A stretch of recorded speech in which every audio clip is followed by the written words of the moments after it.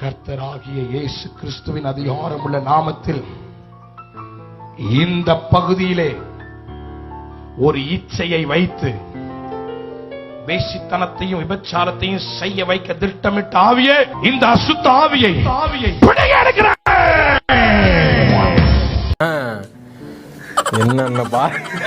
என்னென்ன சொல்றான் பாருங்க. கம்பி கட்டுற கதையெல்லாம் எழுத்து போடுறாங்க.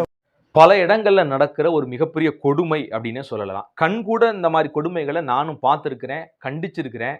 நீங்களும் தயவு செய்து இந்த வீடியோவை பார்க்குறவங்களும் இதை குறித்து ஒரு தெளிவான சிந்தை உள்ளவர்களாக இருங்க. என்னன்னு கேட்டிங்கன்னா, நீங்கள் இந்த வீடியோவின் முகப்பில் பார்த்தது போல ஒரு அம்மாவுக்கு பேய் பிடிச்சிருக்குது. அவர் என்ன செய்கிறாருன்னு பார்த்தீங்கன்னா, அந்த அம்மாவை உடல் ரீதியாக காயப்படுத்துறாரு.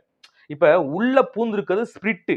அப்போ ஆவிங்கும் போது அதுக்கு எந்த சரீரமே இல்லை, ஒரு சரீரத்துக்குள்ளதான் அந்த ஸ்பிரிட் பூந்திருக்கு. அப்படிங்கும்போது நேச்சுரலாக இருக்கிற அந்த அம்மாவையோ அந்த ஐயாவையோ நீங்கள் உடம்பு ரீதியாக காயப்படுத்தும் போது அந்த ஆவிக்கு ஒன்றுமே பண்ணாது. அது என்ன செய்யும், நீங்க அடிக்கும் போது ஐயோ வலிக்குது, அம்மா வலிக்குது, நான் போயிடுறேன் அப்படி இப்படின்னு நீங்க பாலாபு காமிச்சாலும், ஏன்னா பிசாசு பொய்யனும் பொய்க்கு பிதாவுமா இருக்கிறான். தேவையில்லாம அந்த சரீரத்தை காயப்படுத்துறதுனால அந்த பேய்க்கு எந்த ஒரு வலியும் வேதனையும் வரப்போறது இல்லை. ஆனா தேவையில்லாம என்ன செய்யறாங்கன்னா, நீங்க இது இந்து மார்க்கத்துல மாத்திரம் இல்லைங்க, கிறிஸ்டியானிட்டியில் நடக்குது, இஸ்லாத்திலையும் இந்த மாதிரி நடக்குது. பேய் பிடிச்சவங்களை கொண்டு போய் உடல் ரீதியாக அவங்களை காயப்படுத்துறது. இப்போ ஒரு இந்து கிட்ட சாமியார்கிட்ட கொண்டு போனீங்கன்னா, பூசாரிட்ட கொண்டு போனீங்கன்னா, அந்த பேய் பிடிச்சி ஆட ஆரம்பிச்சோடனே சாட்டை எடுத்து அடிச்சு உடம்பையெல்லாம் காயப்படுத்தி கம்பெடுத்து அடிச்சு காயப்படுத்துற நிகழ்வை பார்க்குறோம்.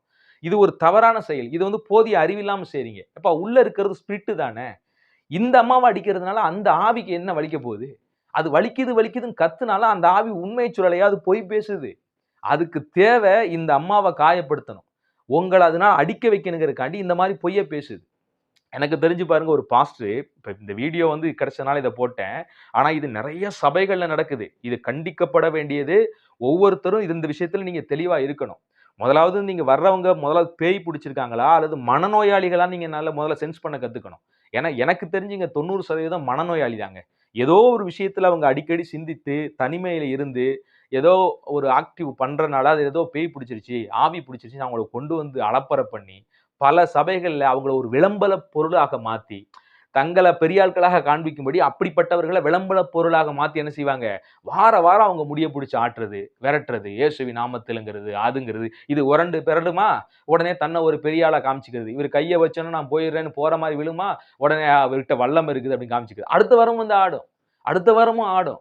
இப்படி எனக்கு தெரிஞ்சு ஒரு அம்மா பார்த்தீங்கன்னா, ஒட்டு மொத்தமா இந்த கோயம்புத்தூர், திருப்பூர், எங்கெங்கயோ தேனி, எங்கெங்கயோ பல பாஸ்டுகளை பார்த்து சுத்தி அடிச்சுட்டு வந்துட்டாங்க. எல்லா பாஸ்டுக்கும் வச்சு ஆளை அந்த அம்மாவை ஆட்டி வச்சு தன்னை பெரிய ஆளா காமிச்சு விளம்பரம் பண்ணிக்கிட்டான். ஆனா கடைசி வரைக்கும் அந்த அம்மாக்குள்ள இருக்க ஸ்பிரிட் போல. ஆனா ஆக்சுவலா அது ஸ்பிரிட் இல்ல, அவங்களுக்குள்ள இருக்குது மனநோய் தான். நல்லா கவனிச்சுங்க. அப்ப முதலாவது வர்றவங்களுக்கு அது உண்மையிலேயே அசுத்தாவி பிடிச்சிருக்கா, சாத்தானடி ஆவி பிடிச்சிருக்குதா, அல்லது மனநோயா அப்படிங்கிறது நீங்க தெளிவா இருங்க. மனநோயா இருந்தா ஹாஸ்பிட்டலுக்கு அனுப்புங்க. அந்த அம்மாவை தூக்கி வச்சுக்கிட்டு நீங்க உங்களை விளம்பரப்படுத்திக்கிட்டு அதை வீடியோ எடுத்து போட்டு, இதெல்லாம் கேவலமான செயலுங்க. அவங்கள வச்சு வார வாரம் உட்காந்து தலையை வச்சு ஆட்டி மிளகா அரைச்சிக்கிட்டு இருக்கிறது, இது எதுக்கு இதெல்லாம்? உங்களுக்குள்ள உண்மையிலே வல்லமை இருந்துச்சுன்னா ஒரு சொல் சொன்னாலே போதுமே, இயேசுவின் நாமத்தில் போனாலே போயிருமே. எதுக்கு உட்காந்துக்கிட்டு நீங்க வார வாரம் பிடிச்சி மணிக்கணக்கா அந்த அம்மாவை வச்சு ஆக்டிவ் இது காமிச்சிட்டீங்க, ஜோக்கர் மாதிரி காமிச்சிட்டு இருக்கீங்க. தயவு செஞ்சு எச்சரிக்கையா இருங்க. எனக்கு தெரிஞ்ச ஒரு பாஸ்டர் பார்த்தீங்கன்னா, திருப்பூர் வந்த புதுசுல அவர் எனக்கு அறிமுகமானவர். அப்போ நான் அடிக்கடி அங்கே போய் ப்ரேயருக்கு நான் போவேன், ப்ரேயர் பண்ணிட்டு இருப்பேன். அப்போ நான் எதர்ச்சியா போறேன், ஒரு சகோதரன் போட்டு கீழே கிடந்து துள்ளி, என்னமோ ஆட்டை வெட்டுனா எப்படி துள்ளும் பார்த்தீங்களா, அந்த மாதிரி துள்ளிட்டு கிடக்குறாப்புல. அவர் அந்த பையனே எனக்கு தெரியும். அவர் கொஞ்சம் மனநோயாளி மாதிரி இருப்பாரு. அடிக்கடி சபைக்கு வார வாரம் வர்ற ஒரு மனிதர் தான். ஆனா அன்னைக்கு ஏதோ இடையில பிரேயருக்கு வந்தவரை அப்படி கிடந்து துள்ளுறாரு. என்னையா என்னையான்னு போய் நான் விசாரிக்கிறேன். அவர் சொல்றாரு, பிரேயர் பண்ணிட்டு இருக்கும்போது இந்த தம்பி என்ன செஞ்சுட்டான் அப்படின்னா, பாஸ்டருடைய பேரை சொல்லிட்டானா. ஆய் அப்படின்னு சொன்ன அவர் பேரு வந்து செல்லத்துறை என்னமோ நினைக்கிறேன் அவர் பேரு. உடனே அந்த பேரை சொன்ன உடனே இந்த அம்மாவுக்கு கோவம் வந்துருச்சு, பாஸ்டர் அம்மாவுக்கு. என் புருஷனுடைய நீ பேரைய சொல்லிட்டியா? உடனே அந்த அம்மா என்ன சொன்னுச்சுன்னா, ஆவியானவர் அடிக்க சொல்லுகிறார் அப்படின்னு சொன்ன உடனே நல்ல ஒரு பச்சை குச்சி எடுத்து ஒடிச்சு பாஸ்டர்கிட்ட கொடுத்துருச்சு. வாரு வாருன்னு அந்த பையனை போட்டு அடிச்சிருக்காங்க. அடிச்சு முடிச்சுட்டு கொஞ்ச நேரம் கழிச்சு அவன் உடிஞ்சு துள்றான். நான் உள்ள போறேன், துள்ளி கிடக்குறான். என்னடா இப்படி கிடக்குறானே துள்ளிட்டுன்னு கேட்கும்போது தான் இவர் அடிச்ச விஷயம் அப்ப சொல்றாங்க என்ட்ட. சட்டைய எதார்த்தமா கழட்டி பார்த்தாங்க பாருங்க. உண்மையிலேயேங்க இந்த ஃபேஷன் ஆஃப் த கிரைஸ்ட்ல இயேசு கிறிஸ்துவ நடிச்ச ஒருத்தருடைய முகத்த நம்ம பார்த்திருப்போம் பார்த்தீங்களா? அப்படி தடிச்சு போயிருந்துச்சு அந்த பையனுடையது.